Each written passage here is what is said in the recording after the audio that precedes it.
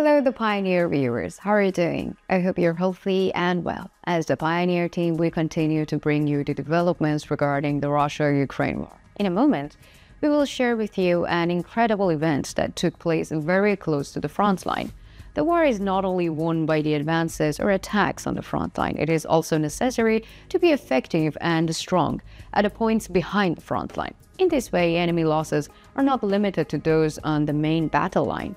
In recent days, the activities of the Ukrainian sabotage groups have been increasing.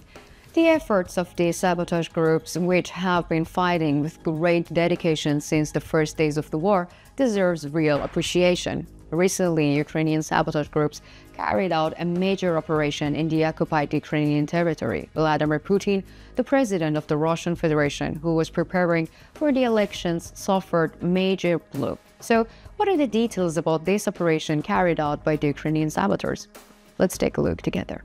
As the Pioneer team, we continue to bring the Russia-Ukraine war to your screens. Don't forget to subscribe to our channel and turn on notifications so that you don't miss our daily map reports and reports on the agenda. You can also support me and my hardworking team by using the super thanks button below the videos.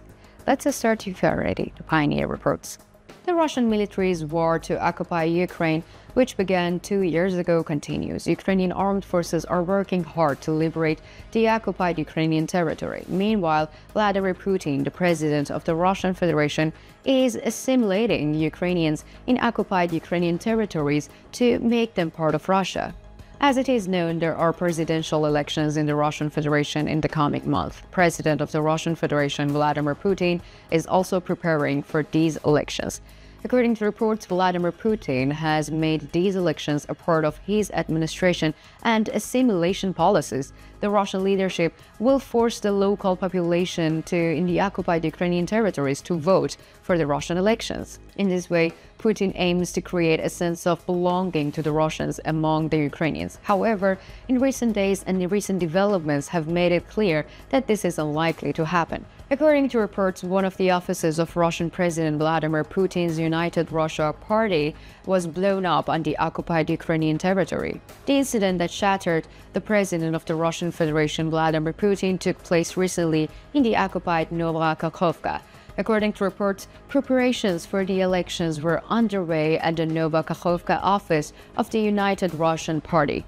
Acting in the chaos of elections and assimilation policies, the party members unwittingly contacted Ukrainian partisans. The Ukrainian partisans, on the other hand, did not take any action to expose themselves. The partisans again managed to hide themselves very well and gain the trust of the Russian authorities. In order to gain the trust of the Russian authorities, Ukrainian partisans pretended to support them for some time. They even went to the party building several times. They gave the Ukrainian partisans a lot of information about the building. Step by step, the United Russia Party building in Nova Kakhovka was heading for disaster. But neither party officials nor Russian intelligence were aware of this. The Ukrainian partisans had planned a very good operation. In the framework of this operation, the information provided by the partisans who entered the building was throughout investigated. The main walls of the building and allegedly the ammunition depot inside the building were also identified.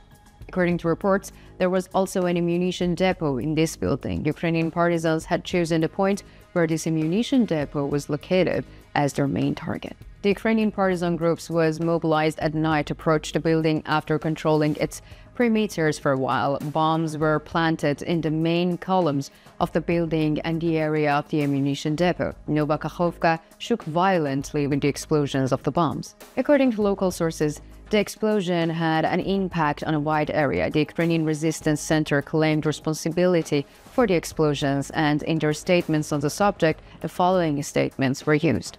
The explosions were heard even in Nova Kakhovka, near the entrance to the office of the occupying United Russian Party and not far from the polling station.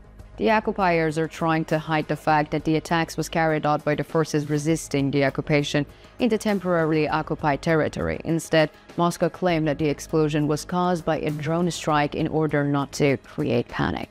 The National Center of Resistance calls on the Ukrainian citizens not to participate in the Kremlin's propaganda production called elections.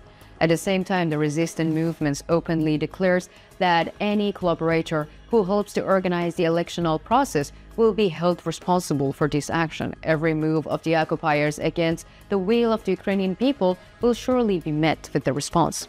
Ukrainian state sources also made a statement on this issue, congratulating the resistant forces. The sources used the following statements in the statements on subject.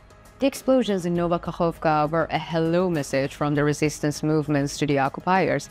It has stopped the fake election process in the occupied city. We congratulate all the resistant fighters. Our struggle will continue until Ukraine is free. All policies that seeks to return the Ukrainian people into part of the occupation states will fail.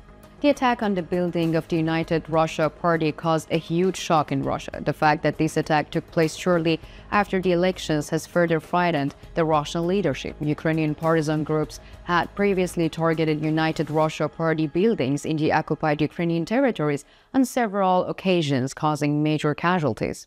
The Russian state media had been working hard to cover these successful operations by the partisan groups. However, the occupation governors appointed by Russia also confirms the attacks of the Ukrainian partisan groups with their statements. In recent months, partisan groups have carried out successive attacks in the occupied Ukrainian territories, targeting the offices of the United Russian Party, whose attacks they were announced after a long time by Ivan Fedorov, the governor of Melitopol region. Military experts claim that the activities of the Ukrainian partisan groups will be stronger than ever in the coming days. These attacks by partisan groups undermine the authority of Vladimir Putin, the president of the Russian Federation. These attacks, especially before the elections, pose a great threat to Putin. The job of Russian troops on the front line is now more difficult because Ukrainian partisan groups have opened a new front behind the front line. So what do you think? What do you think is the impact of the attacks on the United Russia Party building by the Ukrainian partisan groups will be? And how do you assess the assimilation policies of the Russian leadership in the occupied Ukrainian territories? Do you think the partisan attacks will prevent the implementation of these policies? Let me know in the comments, because I read and I care about all of your comments.